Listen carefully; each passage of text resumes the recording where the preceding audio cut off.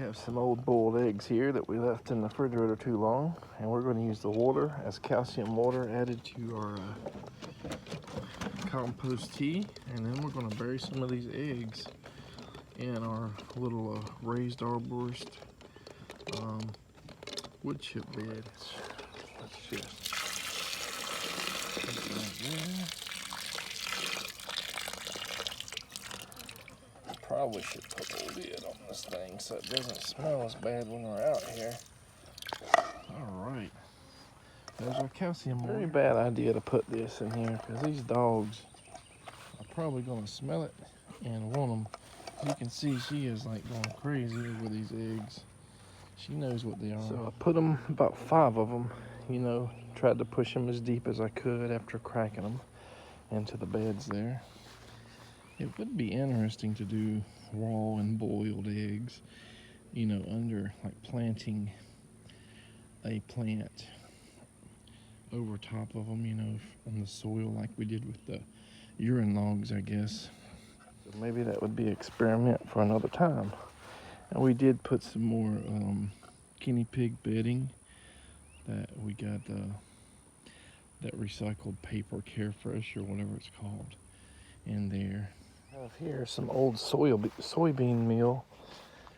What I didn't know before is that people use this as an organic fertilizer. That's like 7 parts or 7% nitrogen, something like 1% phosphorus. So it is a slow release fertilizer. It takes 1 to 2 years for it to release completely all the nutrients. So that's kind of good for like some of your nitrogen sensitive plants, maybe like blueberries, possibly like figs and stuff like that. I'll probably put 3 or 4 pounds just kind of spread all along the top of this. So this guy's going to have all kinds of nutrients, and maybe the next major nutrient we put in here, if it's not our compost tea coffee brew hybrid, it could be wheat bran, which has a lot lower nitrogen content. But I just emptied out the rest of the soybean meal on just a variety of containerized and in-ground plants. Started to kind of build up the wood chip, wood mulch plant material on this chestnut tree here again. We used to have a border there that we kind of raised up. We just stopped messing with it, and it hasn't bloomed in a few years. So we're going to try to reinvigorate it. Maybe it'll encourage some of the roots to come up a little bit more. I'm not sure. And then we might try to graft this with a few other varieties next year or the year after. So even if this guy blooms, it doesn't have a pollinator. But there's plenty of branches to graft onto. Big ones, small ones. So yeah, they do not like wet feet. And if I had the choice to do it all over again, I definitely would not have wasted my time planting them in such a wet area with the root dense soil here. You know, this is close to all these sweet gums and camphor trees and maples, and you know, people wonder where I get all tree materials. I definitely do not get them all from these sweet gums. Sometimes, you know, the maple trees get diseased pretty bad here, but you know, a lot of our material comes from trees that goats have killed. They girdled around the trunk, and that kills their sap supply line, and they usually die and then eventually fall down. These guys don't have that problem, but there's still probably 150, 200 feet of dead trees here that are going to fall down in a few months or whatever, and that is, you know, more material for hugelkultur beds or whatever we want to do. So is it my goal to get off chemical fertilizers? I would say that's something we're eyeing. Not specifically have made a, you know, any definitive answer to that, because you have to seek progress with other methods. So one of the things is we do need to build soil. And buying soil, even when you buy it in a truckload or a cubic yard or 2 cubic yards, it only has so much in it. And if you're doing this on even just a slightly more than like a hobbyist or enthusiast scale, for container planting, for raised beds or whatever, you use a lot more than 2 or 3 cubic yards a year. Sometimes, when you build, these social connections that revolve around gardening and propagation and, permaculture, food forest, whatever, people want your turmeric or your ginger or your taro, you give it away or you trade it.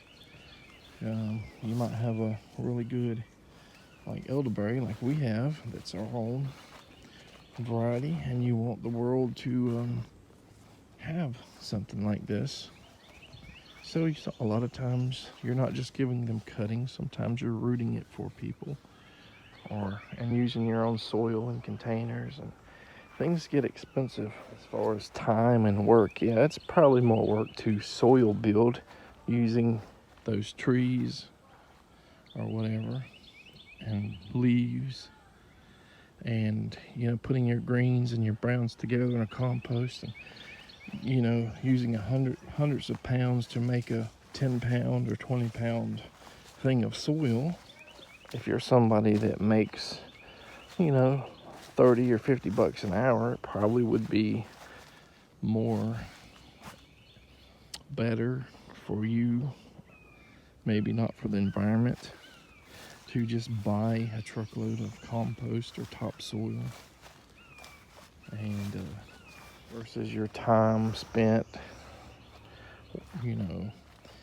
but once you have a family of 3, 4, 5, 7, whatever, and your kids get old enough to do some of this stuff, then it all makes things faster and probably better. You know where your soil is coming from because it's trees and leaves, and if it's invasive plants you're composting down or using for weed tea or whatever, you're kind of helping the environment. Looking at some methods, some people do not have the plant material, like the Back to Eden gardening. These people have to replenish their wood chips from an outside source, which means trucking them in from 20 or 70 miles away or whatever, and doing that every year or every 3 years or whatever. So that is not really a self-sustaining gardening. And in a place where land is super expensive, you're probably not going to buy 2 or 10 or 50 acres of forests. You're going to be buying an 1/8 acre lot or a quarter, half acre, or whatever. And you might have to do something like the Back to Eden method, but when you have what they call trash land, swamp land, it's basically swamp muck, very acidic soil, that is cheaper. You have all this opportunity here. Fallen leaves in the wintertime or fall.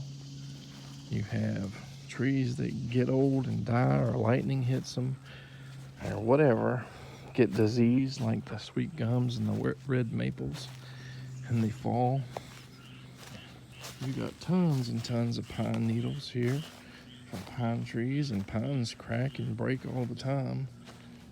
As you can see, there's pine. This ain't stuff that I've cut.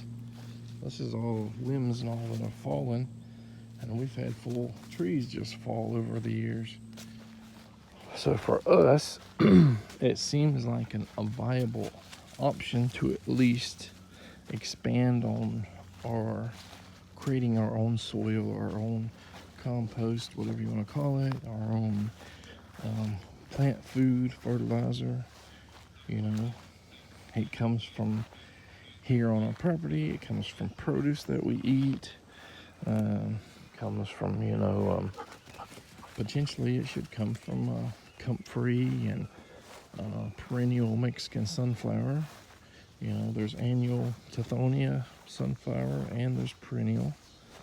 And some people say the annual will self-seed, so you can kind of use it if you're lucky enough or unlucky enough, I guess, for it to self-seed, year after year. You can chop and drop pretty much any green material, I guess. At minimum, it's soil building. At maximum, it's going to be high nitrogen content. So we're looking at soybean meal, cottonseed meal, and doing all of our chop and drop and, intentionally planting materials like Mexican sunflower and comfrey for the purpose of chop and drop, and for the purpose maybe in the future of livestock feed. Chickens, ducks eat comfrey and Biden's alba, and then they poop out fertilizer. Starch water from potatoes or noodles, that help maximize the nutrient intake of plant roots. Calcium water from boiled eggs. Potentially urine, we're experimenting with the urine log method. And, superworms, mealworm frass, cricket frass. Hopefully soon we will do a video, and probably multiple part in a few weeks or months or whatever, where we will try to plant one thing, maybe papaya or something, all the same size in different pots, and maybe put superworm frass, cricket frass, the same, level teaspoon or whatever, mealworm frass, soybean meal, wheat bran, and maybe a few other things, and just do a test of which one makes the plant grow better and look nice and green, and see which one performs the best. Our possibilities are endless, or they're not, but they seem like we got a lot of potential videos to make about stuff like this, and we still have a lot to plant before the end of this month, and the heat and mosquitoes are horrible. But I guess we're going to end this video here. Y'all take care.